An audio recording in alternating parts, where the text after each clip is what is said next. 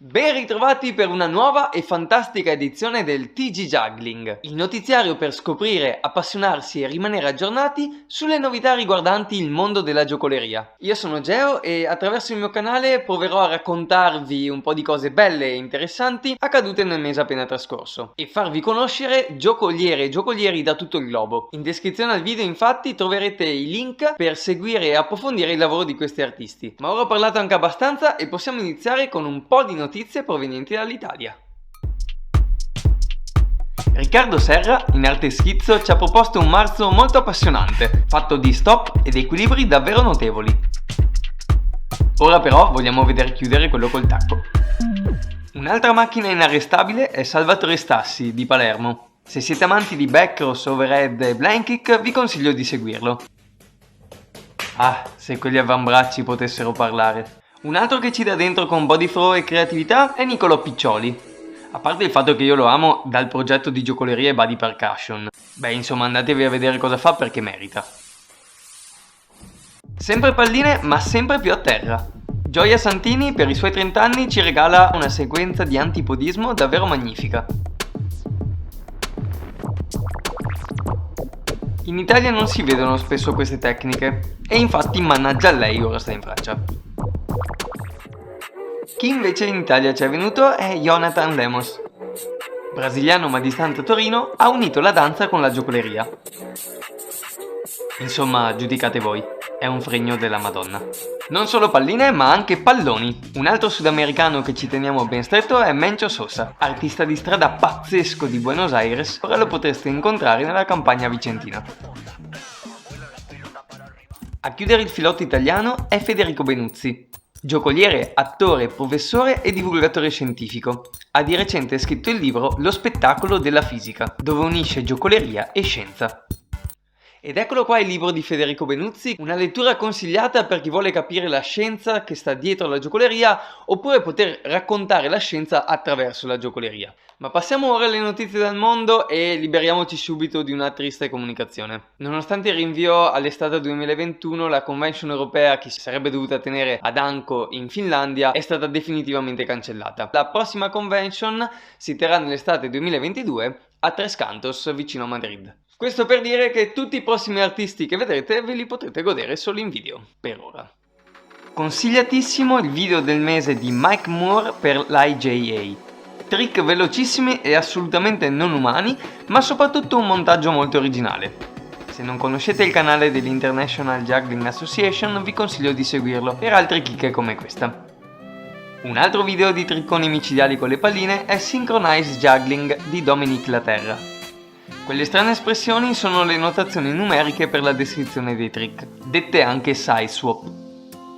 Se siete interessati ad approfondire l'argomento vi consiglio un giretto nel canale del professor Butler, che ogni settimana propone un approfondimento sulla matematica della giocoleria. Un artista che non conoscevo e che è uscito con un video davvero figo è Damien Clergeau, che ovviamente avrò sbagliato a dire. Però al netto del cognome il video è oggettivamente figo e vi consiglio di andarlo a vedere.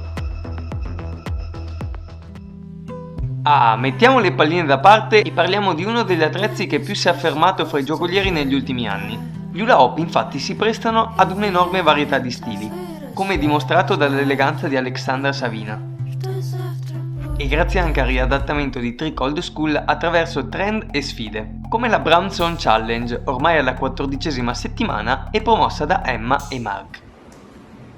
Perché loop non è un attrezzo da ragazze. Ma ora, con questa musichetta rilassante, passiamo alla sezione record dei trick assurdi, accompagnati dalle 800 prese in Albert di Sasha Dali, dalla Repubblica Dominicana.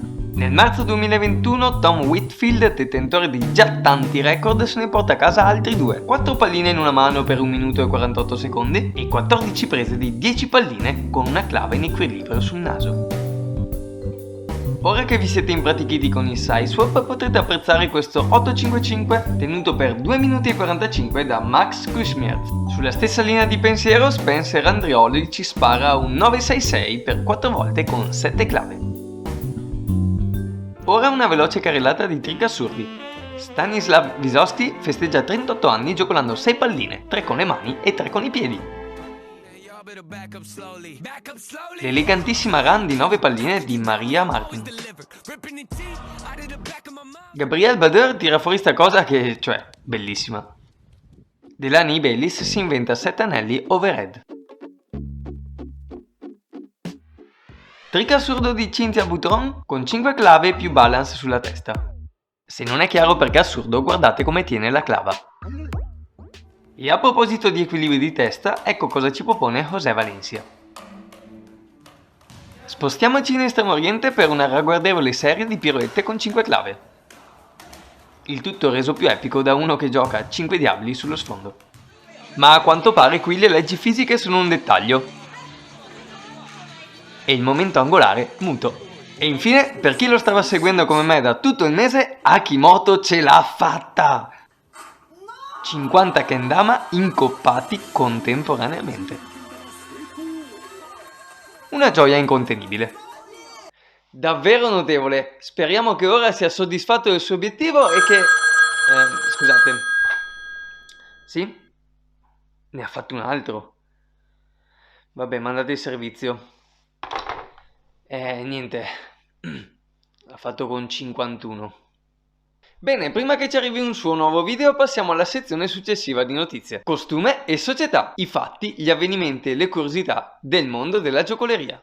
Il noto gruppo Facebook della piccata satira circense Juggling Memes è letteralmente degenerato. Ora si chiama Juggling Conspiracies, che lo rende molto più difficile da trovare. Ma state pur tranquilli che i meme d'Anconi sulle 6 palline non mancheranno mai. È iniziata in Francia una performance che durerà per 6 mesi, una sorta di maratona con 3 clave che coinvolgerà artisti in tutto il paese. L'iniziativa è davvero bellissima e potete seguirla in tempo reale con tanto di posizione e numero di clave cadute durante il percorso. Anche in Italia il blocco degli spettacoli e la necessità di attività fisica ha portato alla corsetta juggling. Partita a Torino da un'idea di Shai, è stata proposta anche in altre città come Roma e Padova, dove ha preso però una piega più bellicosa. Un altro stacanovista dell'arte è Philippe del Cirque La Putica, andato in scena con una performance di 24 ore per il progetto Artist in Isolation. Lo vedrei bene insieme a Rampel nella prossima EGC. Un altro video di ricerca molto interessante uscito a marzo è Magnet 808 di Luke Burrage. A onor del vero è un video del 2015, ma è pubblicato perché è considerato un progetto fallimentare, come da lui stesso spiegato in un successivo video. Sarà, ma l'idea di fondo è davvero geniale. Come geniale è il lavoro di Stephen Mesch, inventore dei primi robot capaci di fare passing. Ottimo modo per togliere lavoro ai giocolieri, anche se non era la piena automazione a cui aspiravamo. Le nostre doti infatti vengono già minate dagli animali. Dopo l'ontra e dorsi, ecco il gibbone. E non poteva mancare il cavallo poiaro adatto ai rave. Questo è il circo con gli animali che ci piace.